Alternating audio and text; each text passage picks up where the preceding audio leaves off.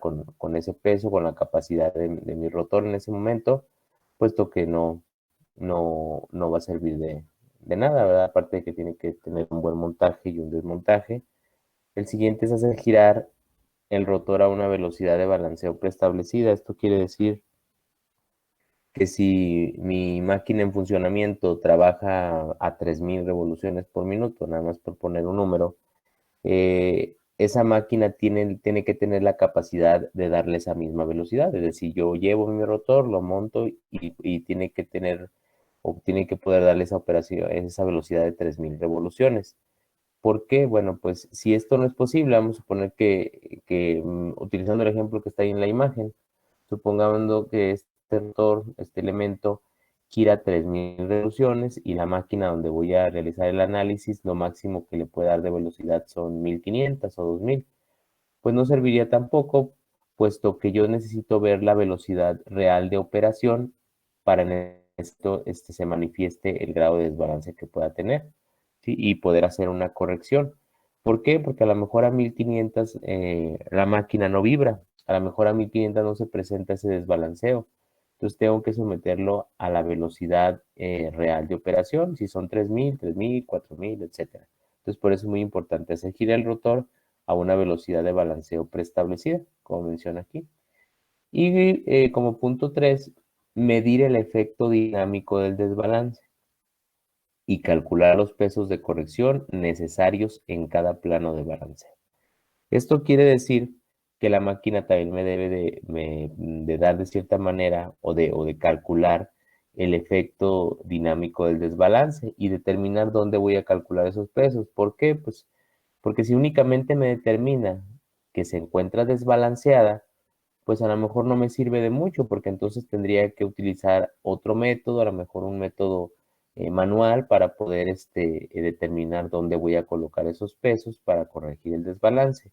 Es como ustedes llevan su vehículo, lo suben en una máquina que detecta dónde se encuentran los puntos que generan el desbalance y luego ya les colocan estos sobrepesos, estos contrapesos, perdón, que ustedes me mencionaban en clases anteriores. No son colocados de manera arbitraria, ¿verdad? Sino tienen que ir colocados en un punto determinado que la máquina sugiere a tantos grados, de tal peso, etcétera. Entonces, estos son los 3 puntos muy importantes para que debe cumplir una máquina balanceadora a la que yo vaya a llevar mi rotor o mi elemento rotativo a balancear, ¿verdad? Cuando decido balancear en taller. Ahora, en el balanceo en sitio hay muchos casos en los que no es posible extraer yo mi rotor, mi elemento, mi máquina, etcétera, y llevarla a balancear. La mayoría de ellos es por su complejidad o su tamaño. Imagínense, por ejemplo, la imagen que están viendo, que decidiera, bueno, pues ahorita vengo, voy a llevarla a balancear, pues sería algo complicado o mucho complicado. Entonces ahí lo que tengo que hacer es balancear ahí en ese mismo lugar.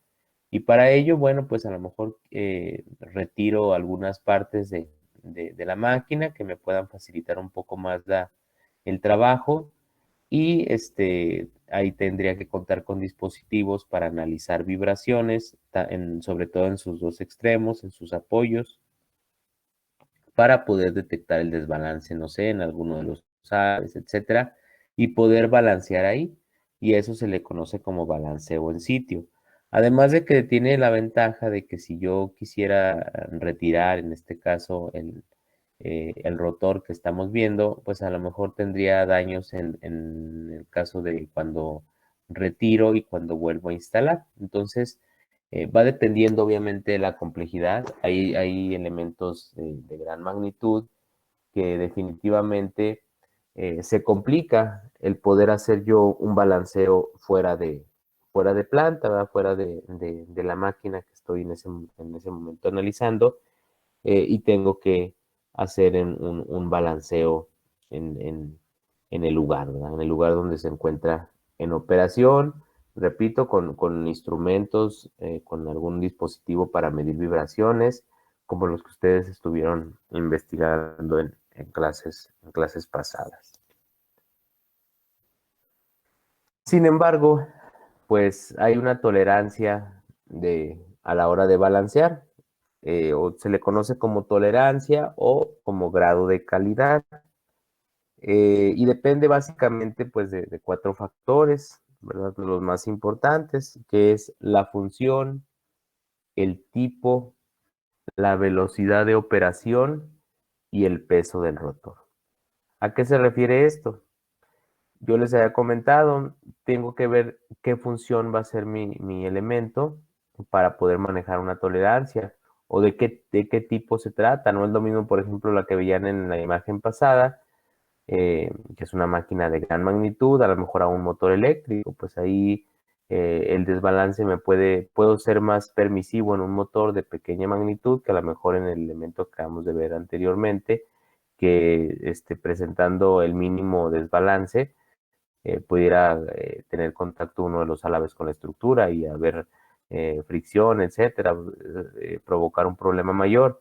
La velocidad de operación también es importante, puesto que si yo les había comentado, si mi elemento rotativo gira a muy bajas revoluciones, el desbalance ni siquiera se alcanza a percibir, porque no se generan estas fuerzas centrífugas. Entonces, es muy importante también la velocidad de operación a la hora de determinar la tolerancia.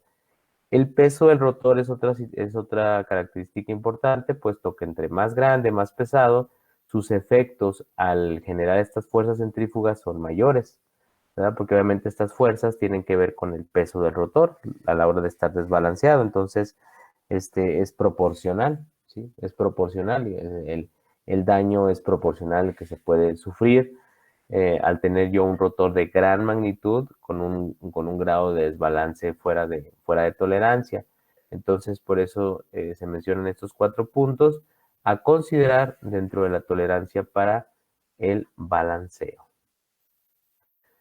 Los rotores, jóvenes, se clasifican de dos maneras, en rotores rígidos y rotores flexibles. ¿Cuál es un rotor rígido y cuál es un rotor flexible? Que anteriormente comentábamos. Bueno, si el rotor rígido, si el rotor, perdón, es operado dentro del 70 al 75% de su velocidad crítica, esta velocidad crítica es cuando entra en resonancia, al rotor se le considera como flexible, pero si es operado por debajo de esta velocidad, se le considera como un rotor rígido. Es decir, dentro del 70 al 75 de su velocidad crítica, que repito, la velocidad crítica es cuando entra en resonancia, se le conoce como flexible y si es operado por debajo de estas velocidades, se le conoce como rotor rígido. ¿Qué características tiene uno y otro? Bueno, que el rotor rígido puede ser balanceado en sus dos planos extremos y permanece en estado de balance cuando está en servicio, y el flexible, requerirá balanceo en múltiples planos. Por lo general, cuando nosotros tenemos un rotor ya sea flexible o rígido, trae ahí una ficha técnica donde me menciona en qué velocidad entra en resonancia, en qué velocidad coinciden sus frecuencias circulares, tanto la natural como la excitación, y entrar en resonancia. Por lo general, las máquinas rotativas manejan 3 velocidades críticas. Por ejemplo, me puede decir que la primera va a ser en 1500, que la segunda va a ser en 3000, y la tercera va a ser en 4500, por poner un ejemplo. ¿Qué debo de hacer? Obviamente tratar de trabajar bajo o por encima de esas velocidades para evitar estar trabajando en situaciones de resonancia que me pueden dañar el equipo, disminuir su vida útil o generar algún problema. Sabemos qué sucede cuando el equipo entra en resonancia, sus amplitudes van creciendo. Entonces, esos son los rotores rígidos y rotores flexibles. ¿Qué causa vibraciones en máquinas rotativas. Ahí tenemos nosotros en pantalla 8 principales causas de vibraciones en máquinas rotativas. Y si ustedes pueden observar, como número 1 se encuentra el desbalanceo. Es decir, que si ustedes el día de mañana les toca analizar vibración o el determinar por qué vibra demasiado una máquina rotativa, pudiera ser que se trate de un problema de desbalanceo, ya que es la situación o el problema número 1 por el cual una máquina rotativa vibra. No quiero decir con ello que no vaya a ser por alguna de las otras causas que ven ahí en pantalla, ¿verdad? Que son ejes curvos o acoplamientos desalineados, cojinetes deficientes, engranajes gastados o ruidosos, huelgo mecánico, perturbaciones eléctricas, correas de transmisión defectuosas o resonancia. No quiere decir que no vayan a ser alguna de esas causas que están ahí mencionadas, pero valdría la pena tomar en consideración que pudiera ser por desbalanceo, ya que esa es la causa más frecuente. Si no fuera esta, bueno, pues a lo mejor tengo un eje curvo, un cojinete deficiente, no sé, alguna de las otras causas. ¿Pudiera haber más? Sí, sí pudiera haber más causas. Sin embargo, estas son las más importantes. Puedo tener por ahí elementos flojos, mala cimentación, etcétera, ¿verdad? Pero sin embargo, estas 8 son así como que las más importantes. Repito, siendo uno desbalanceo, la causante de vibraciones mecánicas en la mayoría de los casos, sin perder de vista, pues que hay otras situaciones, ¿verdad? Eh, ¿qué causa, ¿Qué causa el desbalanceo? Bueno, si el rotor, motor, etcétera, es nuevo, pues a ustedes les toca instalarlo. La principal causa del desbalanceo es la desigualdad de su distribución de masas de manera radial. Pero también mencionarles aquí, esto es muy importante, jóvenes. Si el rotor es nuevo y ustedes lo instalan correctamente, y presenta problemas de desbalanceo considerables, pues no se metan en problemas. No tendrían por qué generar, de cierta manera, un procedimiento de balanceo, puesto que es nuevo. Entonces, eso quisiera decir, pues, que trae un problema ahí de fábrica, ¿verdad? Es como si ustedes van y compran, no sé, eh, una pantalla, supongamos, y la conectan y se dan cuenta que trae un problema, ¿verdad? Que no se ve, que se ve a la mitad, etcétera, no sé. Y dicen, bueno, pues la voy a llevar a reparar. Pues obviamente no toman esa decisión, ¿verdad? Ven cuestiones de garantía, ¿verdad? ¿Sabe qué? Pues deme otra, no sé, no la he usado, o sea, no valdría la pena meterse en una situación de ese tipo. A menos de que fuera regalado, ¿verdad? O que fuera donado y que, bueno, pues ya regalado, pues puedo arreglarlo, etcétera. Pero si les toca a ustedes la instalación de algún sistema rotatorio nuevo y trae problemas de balanceo, pues es un problema de que precisamente a la hora de su elaboración, no sé, por algún motivo, cualquiera que este sea, pues no trae una desigualdad en la distribución radial de las masas, ¿verdad? No tiene el mismo peso, lo que habíamos comentado. Entonces, pues eh, no valdría la pena mencionar en este caso, pues un procedimiento de balanceo. Pero cuando el rotor está en servicio, por lo general sucede o ocasiona una curvatura del eje que generalmente es un factor frecuente de desbalanceo. Y esta curvatura se origina por el peso propio del rotor, por distorsión térmica, es decir, por temperatura, por fricción en el eje, por disminución en la calidad de los ajustes mecánicos, etcétera. Entonces, esto ya cuando en el número de años de servicio, bueno, pues empieza a presentar estos problemas, ¿no? Estos problemas y hay que balancear con alguno de los métodos antes mencionados y otros que vamos a ver más adelante.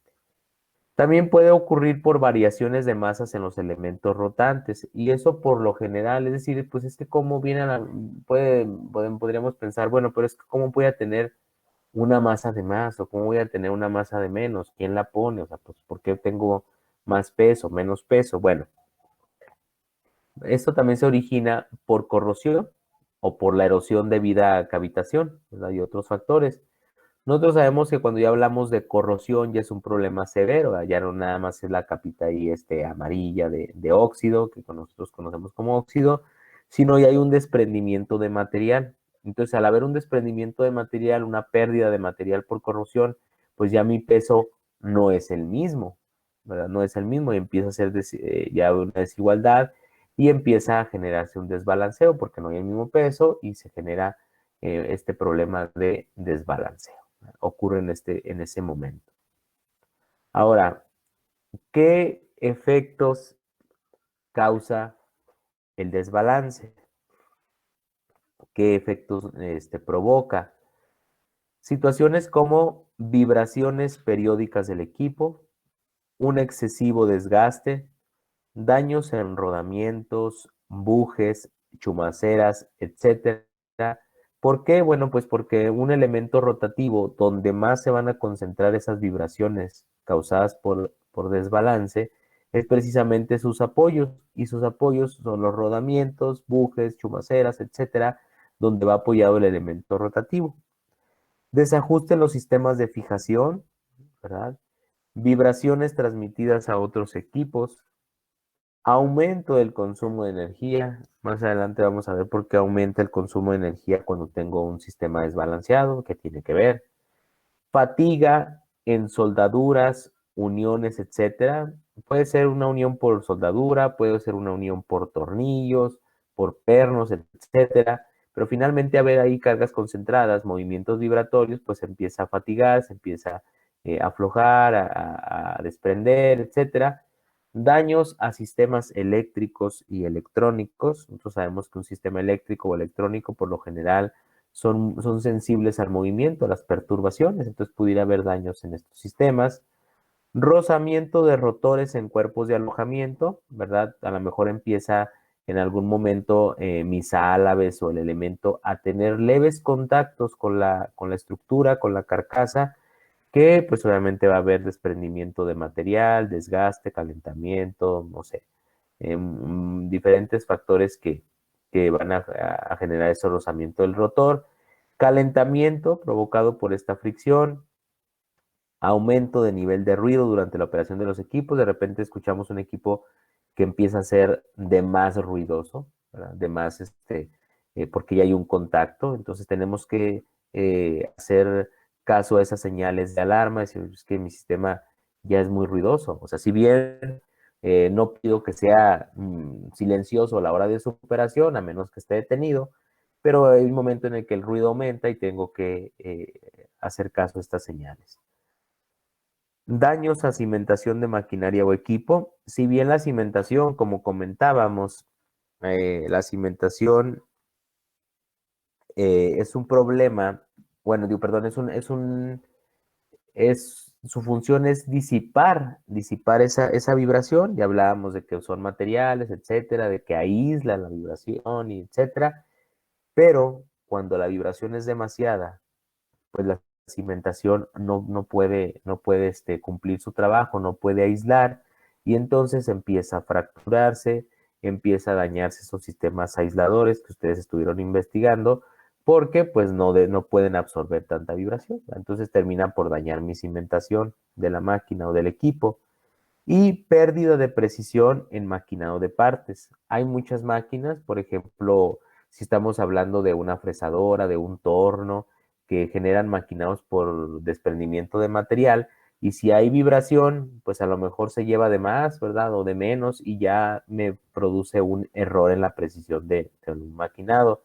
Si estoy hablando de manufactura aditiva, es decir, de impresión de 3D, imagínense que está imprimiendo, está depositando plástico o algún otro material y también presenta grado de desbalance, pues a lo mejor voy a tener un defecto en la fabricación del elemento, entonces también por eso pérdida de precisión.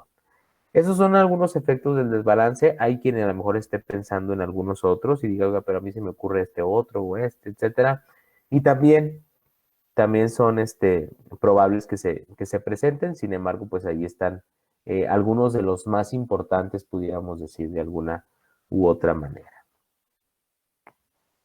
Estas máquinas que detectan el desbalanceo, corrigen el desbalance del rotor y son denominadas, como anteriormente lo vimos, máquinas de balanceo. ¿Qué es lo que hacen? ¿Cómo funcionan esencialmente? Bueno, pues estas máquinas constan de dos cojinetes donde son montados el rotor y detectan fuerzas no balanceadas a la hora de que está en movimiento, ¿verdad? Y ya conociendo su amplitud, que nosotros ya sabemos que es amplitud y su fase relativa, es posible determinar el desbalance y corregirlo. Algo importante de las máquinas, aparte de que me detecten el desbalanceo, es que me digan cómo corregirlo, o no que me digan, sino que me ubiquen en qué puntos hace falta una masa de corrección y el peso de esta masa. Es lo que hacen a la hora de balancear el vehículo, ¿verdad? ¿Por qué? Porque a lo mejor no me sirve de mucho que me digan, no, pues la máquina está desbalanceada. Ok.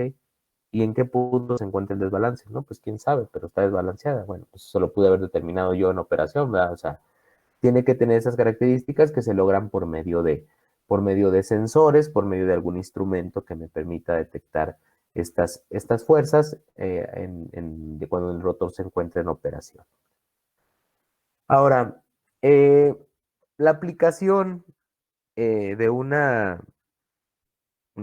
técnica matemática y de un equipo de medición para reducir el desbalanceo eh, en sus más bajos límites de vibración. Esto quiere decir que no se va a acabar la vibración, como decíamos, no, a lo mejor no la erradico de tajo, pero lo ideal es mantenerla bajo niveles muy, muy bajos.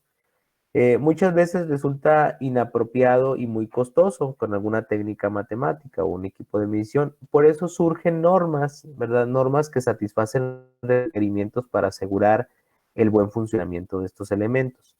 La principal es la ISO 1940, que es utilizada para evaluar la severidad del desbalance. No corrige el desbalance, ni mucho menos, ni si únicamente evalúa la severidad del desbalance. Es la que trabaja con una tablita que vamos a ver más adelante, que viene en la siguiente diapositiva, que ahí viene ya escritos algunos valores sobre porcentaje o grado de desbalance. Esta norma relaciona el desbalance residual permisible, pero esto a la máxima velocidad de servicio del rotor, para varios tipos de rotores representativos con grados de calidad recomendados. Esa tabla es la siguiente. Esa tabla la pueden encontrar en internet o en algún libro, está en muchos lados. Es la que maneja la norma ISO 1940, que habla de calidad de balanceo en grados G, en un balanceo permisible en milímetros sobre segundo, y el tipo de rotor. Ejemplos generales, describe ahí, si usted le da lectura, por ejemplo, a uno de en la última columna, dice turbinas, sopladores, generadores, por ejemplo, aquí me estoy hablando de esta parte, y dice que tiene una velocidad permisible, un desbalance permisible de 2,5 y una calidad de balanceo de 2,5. Son tolerancias, más adelante vamos a ver a qué se refiere, son únicamente tolerancias y sirve para darse una idea. No corrige el balanceo ni mucho menos, sino es para que yo tome en cuenta si más o menos tengo una máquina de alguno de los tipos que vienen ahí mencionadas y tengo un grado de desbalance, poder decir si se encuentra dentro o fuera de margen, ¿verdad? De margen de error, si pudiera darse el caso. Entonces, esta es una tabla que maneja la norma ISO 1940. ¿De acuerdo? Que esa sería pues su primera tarea de la unidad número 4, que es una investigación sobre la norma ISO 1940, que dice, está vigente, no está vigente, es efectiva, no es efectiva, características, en qué año se hizo, etcétera. Esa es su primera tarea para el próximo lunes, la norma ISO 1940. Además de que ahí en su plataforma, jóvenes, en la unidad número 4, en el área de recursos, está un enlace, déjenme ver, a ver si no le voy a estar yo diciendo mentiras, sí, en el área de recursos está un enlace hacia un video, es un balance, un ejemplo de balanceo estático, es por ahí un señor que elabora aviones a escala y pequeñas turbinas, pequeños extractores de humo, etcétera. Y el señor hace un balanceo estático, un balanceo manual, ¿verdad? De su video dice que es un balanceo fácil incluso, que luego pues, a mí no me resulta tan fácil, pero vale la pena verlo. Entonces, en una chancita en este fin de semana, cuando tengan tiempo, ¿verdad? No dura mucho el video, dura 4 o 5 horas, no se crean. Dura muy poquito, es un video muy corto. Le dan échenle un vistazo para el lunes comentarlo, qué opinan, es fácil, no es fácil, lo han hecho a lo mejor, es laborioso, denle un vistazo en un tiempo que se puedan dar, para comentarlo el próximo lunes. No es la mejor producción, así que es un super video, porque pues el señor ahí se graba solo y ahí se le anda cayendo incluso la cámara, etcétera. Pero no les digo que lo vean por esto, porque sea un super video, una super producción, sino porque el contenido es bueno. El contenido es bueno y sobre todo porque lo hace en equipos a escala. Y los daños que se ven ahí del desbalance, pues son considerables y eso que son equipos pequeños. Entonces nos sirve para imaginar en equipos más grandes lo que se puede llegar a presentar. Entonces, por favor, lo revisan e investigan sobre la norma ISO 1940, todo lo relacionado al desbalance, ¿verdad? Si por ahí menciona algunas otras cosas, pues las pueden comentar, ¿verdad? Pero acuérdense que enfocados a lo que es el desbalance. Entonces, no sé, jóvenes, si haya alguna duda en lo que acabo de comentar, o a lo mejor ya los arrullé bien padre y se quedaron dormidos profundamente, ¿no? No, Inge, de mi parte no. No, Ok, ¿Para cuándo sería la tarea, Inge? para el próximo lunes, ¿sí? Sí. Ok, mañana no tendríamos clase. También, jóvenes, bueno, en la medida de lo posible, ¿verdad?